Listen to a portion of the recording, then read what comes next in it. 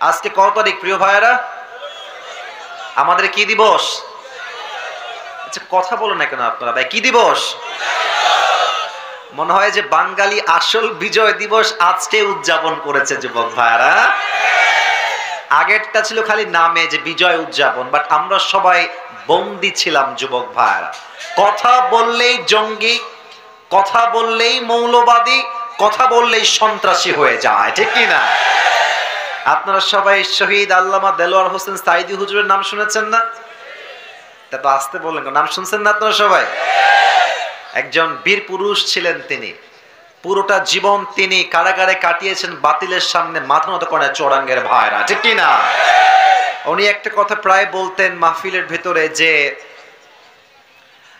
আমাকে বা আমাদেরকে মৌলবাদী বললে আমরা রাগ করি না। কেন রাগ করি না? বুঝবেন, কথাগুলো ঠিক বেঠিক না বললেও হবে, একটু বুঝলে ভালো হবে। মৌলবাদী বলেন তো কি বাদী? কথা শুনি না, বলেন সবাই কি বাদী? মৌলবাদী। উনি বলতেন যে এই মৌলবাদী বললে আমরা রাগ করি না, কারণ এই মৌল এই শব্দ আসছে মূল থেকে। মূল মানে কি?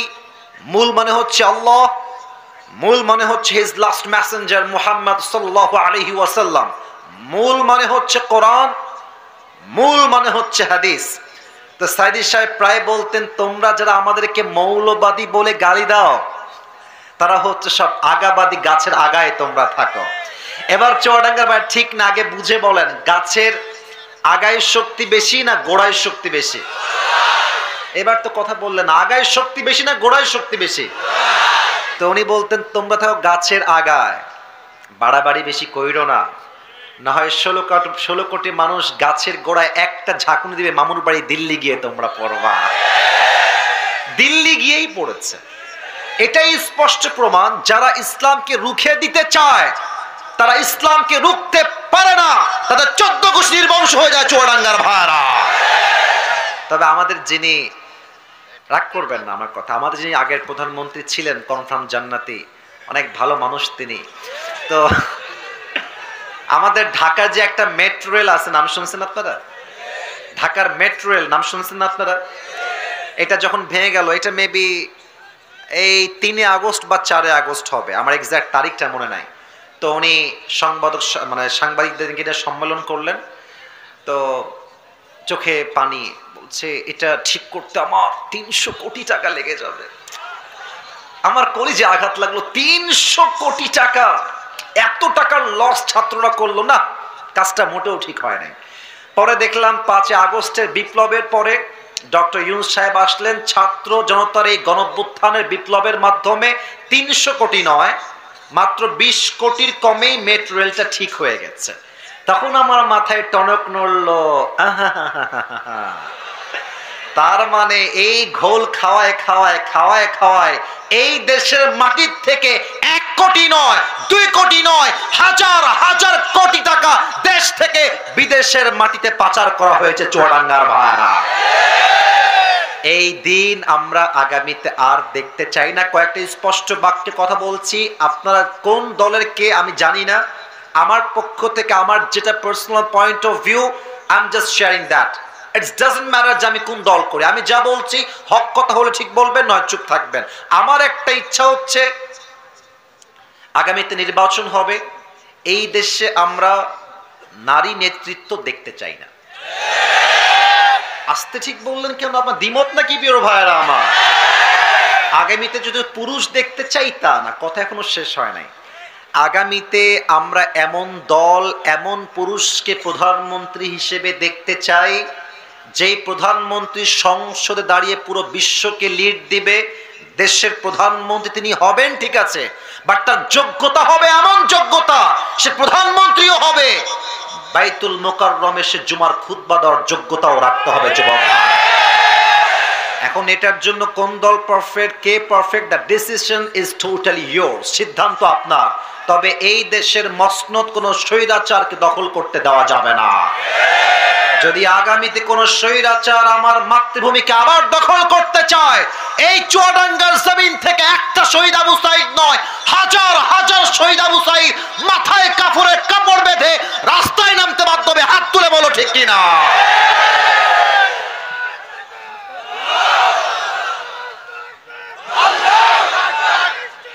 থামেন, আমি বলি, আমাকে বলতে দেন। আমার এই মাতৃভূমির সবচেয়ে বড় শত্রু দেশের নাম হচ্ছে ভারত। যুবক ভাইরা, তারা নতুন নতুন ফোন দিয়ে আসতেছে, স্বামীর কাছে বউ গেলে স্বামীর শক্তিও বেড়ে যায়, বউর শক্তিও বেড়ে যায়।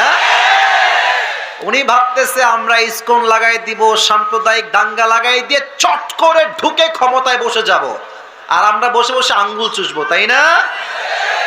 5 আগস্টের সকালবেলা তার হাতে সবকিছুই ছিল, আওয়ামী লীগের হাতে সব ছিল, আপনি পুলিশ, বিডিআর, র্যাব সব ছিল। এত কিছু দিয়েও তো আপনি আপনার ক্ষমতা ধরে রাখতে পারেন নাই।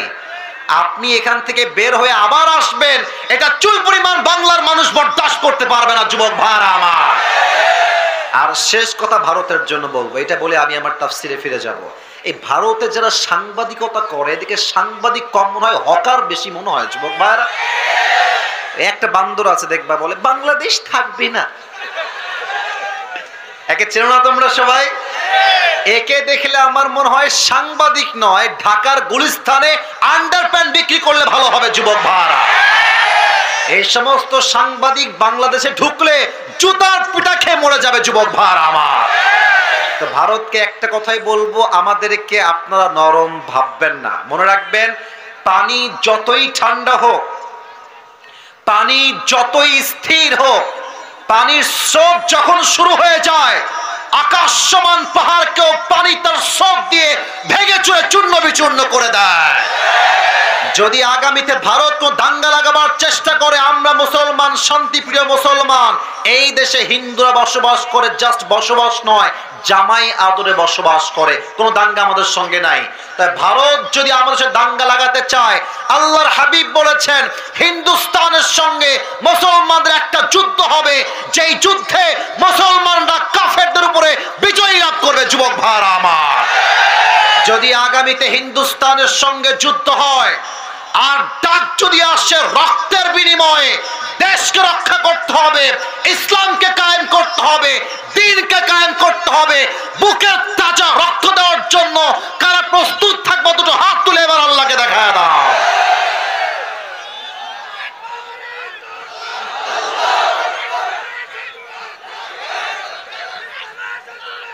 একতরফা না, আমি দিচ্ছি তাকবীর, সবাই তাকবীর দেন। লিল্লাহি তাকবীর। বাঘের বাচ্চা বসে আছে আমার সামনে সবাই। আপনাদের বউ আছে কার? একটু হাত তুলুন। বউ আছে কার? একটু হাত তুলুন। আচ্ছা, বিবাহিতরা, আচ্ছা হাত নামান, হাত নামান। অনেক বিবাহিত এসেছেন। এই সিঙ্গেল কারা কারা? একটু হাত তোলো। হ্যাঁ স্যার, আপনি দেখেন, আপনারা দেখেন সবাই, কারো বউ নাই? আমি বিশ্বাস করি না এটা। তোমরা সিঙ্গেল সবাই? আব্বা বোঝে না রে, আব্বা বোঝে না। আমার প্রিয় আব্বা জান, আমার মায়েরা, এবারে শীতকাল যুবকদের কম্বল দিয়ে লাভ হবে না, ল্যাব দিয়ে লাভ নয়, একমাত্র বউ দিয়ে যুবকদের শীত দূর হবে। আল্লাহ প্রত্যেকটা বাবাকে বোঝার তৌফিক দান করুন। পড়া আমিন। বাবারা বলে, ওই নিজের পায়ে দাঁড়া, তারপর তোর বিয়ে হবে। আব্বা, আমার পায়ে দাঁড়াইতে দাঁড়াইতে আমার যৌবন, অর্ধেক যৌবনটা নষ্ট হয়ে গেল। আব্বা, তুমি বোঝো না কেন? বাবারা অনেক ক্ষেত্রে বোঝে, বাট মেয়েরা আবার টাকা ছাড়া বিয়ে করতে চায় না। তুমি দেখবা বাংলাদেশ এমন একটা দেশ, যেই দেশে মেয়েরা টাকা পাইলে টাকলাকেও বিয়ে করতেও 1 মিনিট দেরি করে না। যুবক, আর মেয়েদের রুচি এত খারাপ কেন রে? এই দিনদার দাড়িওয়ালা পছন্দ না, গাঞ্জাখোর দেখলে অনেক মেয়েদের পছন্দ হয়ে যায়, বাসও খায় সেই লেভেলে। হ্যাঁ, আপনি মনে রাখবেন প্রিয় বোন, গাঞ্জাখোর তো নিজের জীবনের মূল্য নিজেই বুঝলো না, সে তার বইয়ের মূল্য বুঝবে কেমন করে? যুবক ভাইরা আমার, আমার প্রত্যেকটা প্রিয় বোনকে আল্লাহ তাআলা সঠিক বুঝ দান করে। পড়া আমিন। আমরা 3টে তাকবীর দিয়ে তাফসীর শুরু করব। প্রথম তাকবীর দিবেন আমার প্রিয় বিবাহিত ভাইরা, দ্বিতীয় তাকবীর দিবেন আমার প্রিয় কলিজার টুকরা সিঙ্গেল ভাইরা। I would like to test everyone, যে কার শক্তি আজকে কত বেশি। বিবাহিত ভাইরা একটা কাশি দেন। এই মুরব্বি, মুরব্বি, একজন মুরব্বি আব্বাজান উঠে যাচ্ছে। আব্বাজান ধরেন, আব্বাজানকে একটু বসেন, বসতে বলেন। না, উঠা যাবে না। এই মাহফিলে আসা যাবে, শোয়া যাবে, ঘুমানো যায়, বাট উঠে যাওয়া যাবে না। যুবক ভাইরা, ঠিক কিনা বলো? বিবাহিত ভাইরা, it's time for the married people. বিবাহিত ভাইরা একটা তাকবীর দিবেন। সিঙ্গেলরা কিপ কোয়াইট। কিপ সাইলেন্ট, চুপ থাকবা। বিবাহিত ভাইরা তাকবীর দেন, লিল্লাহি তাকবীর। ওরে বাবা রে, আজকে অনেক জোর আছে সিঙ্গেল ভাইরা। তোমরা কি হেরে যাবো নাকি? তোমরা কি ফেল করবো নাকি সিঙ্গেল ভাইরা? সিঙ্গেলরা কাশি দাও। আচ্ছা, লিল্লাহি তাকবীর। বিবাহিত ভাইরা আই এম সো সরি, সিঙ্গেলরা আজকে পাস করেছে। বলেন সবাই মারহাবা। এবার সবাই মিলে তাকবীর দিয়ে তাফসীর শুরু হবে। সবাই মিলে একটা কাশি দেন। এই ডান হাত তুলে স্লোগান দিবেন, আমি দিব, আপনারা আমার সঙ্গে দিবেন। লিল্লাহি তাকবীর, আল্লাহু আকবার। আল কোরআনের আলো, আল হাদিসের আলো, কোরআন হাদিস যেখানে, আলেম ওলামা যেখানে, চুয়াডাঙ্গাবাসী যেখানে, ভুলটিয়াবাসী যেখানে, আল্লাহ তাআলা কবুল করুন। সকলেই দিল খুলে পড়া আমিন। দুইটা কথা স্মরণ করিয়ে তাফসীর করব। এক নাম্বার, প্রিয় ভাইরা, এখানে অনেক মিডিয়ার ভাইরা আছে, তো কালকে এটা ফেসবুকে ইউটিউবে আপলোড যাবে। তো আমি চাই এটা সারা জীবন মানুষ দেখবে, এমন একটা আওয়াজ থাকবে, ভদ্রতা থাকবে, যেন প্রত্যেক দিন মানুষ যখন চুয়াডাঙ্গার এই মাহফিলটা ইউটিউবে শুনবে বা ফেসবুকে দেখবে, যেন মানুষ বুঝতে পারে যে চুয়াডাঙ্গার মানুষ কাপুরুষের সন্তান নয়, সব বীর পুরুষের সন্তানগুলো আমার সামনে বসে আছে। এক নাম্বার কথা। দুই নাম্বার, আমি আপনাদের সবার জন্য আজকে আল্লাহ নিয়ে আসছি, নিয়ে আসছি একটা গিফট নিয়ে আসছি। নিবেন সবাই? আমি আমার একটা টুপি নিয়ে আসছি আজকে, জাস্ট দ্য সেম কালার, যেটা আমি পরে প্রায় ওয়াচ করি। কেন নিয়ে আসছি? চুয়াডাঙ্গার মানুষকে আমি বড্ড ভালোবাসি। আমি এই টুপিটা সবাইকে দিব না, ইয়ে নসিব কি বাত है, हर किसी को मिलने वाला नहीं है। যে কোনো একজন পাবে। শর্ত আছে একটা, বামের ভাইয়ারা, সামনের ভাইয়ারা, ডানের ভাইয়ারা, লুক অ্যাট মাই ফেস, আমার চেহারা দেখেন সবাই। এই টুপিটা আমি যে কোনো একজনকে দিব পুরস্কার হিসেবে। শর্ত একটা, আমি যেই সূরা থেকে আজকে তাফসীর পেশ করব, সোজা সাপটা কথা, যে এটাকে নোট ডাউন করতে পারবে, লিখতে পারবে, বুঝতে পারবে এবং শেষে গিয়ে আমার প্রশ্ন অনুযায়ী উত্তর করতে পারবে, তাকে এই টুপিটা আজকে আমরা গিফট হিসেবে প্রদান করব। বলেন সবাই ইনশাআল্লাহ। জোরে বলেন সবাই ইনশাআল্লাহ। এই সোনামণি, এই নতুন তোমরা, বসো, বসো, ওখানে বসো। কই থেকে আসছে এরা? কই থেকে আসছো তোমরা? বসো। কেউ উঠে গেলে লুঙ্গির টাইনে ধরে বলে দেবেন, যুবক ভাড়া লুঙ্গি যেন আবার খুলে না যায় নরমালি। খবরদার কেউ উঠে যাবে না। তাকবীর দেন সবাই, লিল্লাহি তাকবীর। আমি আল্লাহর কোরআন থেকে তাফসীর পেশ করা শুরু করছি। আজ আমরা সংক্ষিপ্ত সময়ে যে সূরার তাফসীর পেশ করব, সূরাটার নাম হচ্ছে সূরাতুল কাউসার। বলেন সবাই সূরাটার নাম। আওয়াজ কমে গেল কেন চুয়াডাঙ্গার ভাইয়েরা? সূরাটার নাম সূরাতুল। এটা হচ্ছে কোরআনুল কারীমের সবচেয়ে বড় সূরা। বড় না ছোট? বুঝে বলেন, শুধুই কি ছোট না সবচেয়ে ছোট? সবচেয়ে ছোট। এই সূরাটার আয়াত সংখ্যা হচ্ছে মোট 3টা। বলেন সবাই কয়টা? এই সূরার রুকু সংখ্যা হচ্ছে মোট 1টা। বলেন সবাই কয়টা? এই সূরাটা হচ্ছে মাদানী সূরা নাকি মাক্কি সূরা? বলেন তো সবাই। মাক্কি সূরা।